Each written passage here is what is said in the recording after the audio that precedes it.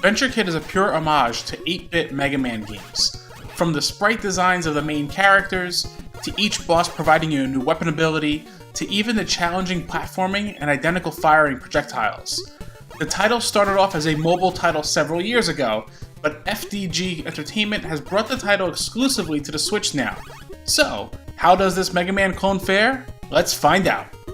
Venture Kid's story is basic and reminiscent to that of a Mega Man game, in which the evil Dr. Teklov is building a secret weapon to take over the world, and it is up to our protagonist Andy to stop him. If you've played any Mega Man game back on the NES, then you know exactly what kind of game to expect here. But just because it's a Mega Man clone doesn't mean it should be pushed aside as a cheap knockoff. Quite the opposite, actually. Venture Kid is a game that's easy to pick up and play, and very engaging to keep playing. While the game's 10 stages won't take terribly long to beat, with skilled players being able to beat it in under 45 minutes, it's the gameplay and level design that's pretty much spot on. Each stage has a unique theme, such as a jungle, desert, ice cavern, castle, etc. Each has their own enemy designs, helping flesh out each stage as well. At the end of a stage, you will face a boss, which when defeated will provide Andy a new weapon or ability. During the game, you will collect gems for currency to spend in the shop. The shop is accessible during the level select screen, as well as almost any time in-game when paused. The only time the shop is not accessible is during a boss battle. The shop lets you buy health, extra lives, and even extra HP capacity, as well as weapon refills. Controls are as tight as the original NES Mega Man games were, with great movement and jump controls. Whether it was with the Joy-Cons or Pro Controller, I felt that either controller provided an equal control experience. I played this quite a bit on iOS a while back, but naturally using physical buttons on a controller is far better. The game has 4 modes of play: Classic, Adventure, Survival, and Boss Rush. Classic is your traditional linear experience that was offered on mobile devices, where you complete levels sequentially. Adventure has all the levels unlocked prior to the final 2 that you can tackle in any order.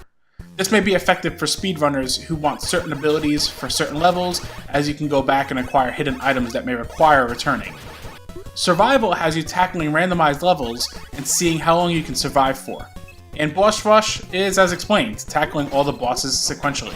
Boss Rush mode is unlocked right after beating the game. There really wasn't much to complain about while playing Venture Kid, to be honest. Aside from the timed spike blocks that insta-kill you towards the end of the game, and that can lead to cheap deaths, especially during survival runs, that's really about it. I guess the only other aspect that I found very odd was that anytime Andy fires, it's just his hand sticking out forward, whereas the actual game icon on the Switch menu shows that he's actually holding a gun. In terms of visual and audio, Venture Kid is a pure homage to that era. From the vibrant pixel art to the animations, it's all lovingly crafted.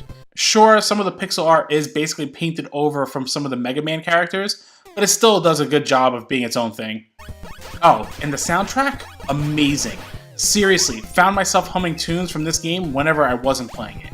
It really is chiptune gold.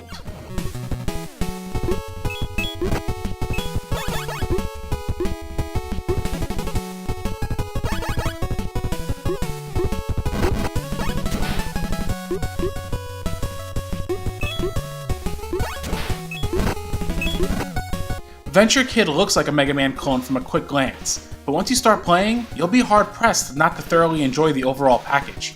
It has tight gameplay, great visuals, and a fantastic soundtrack. If you're a fan of NES Mega Man games, or action platformers in general, do not hesitate on picking up Venture Kid. This is a high recommendation for all Switch owners.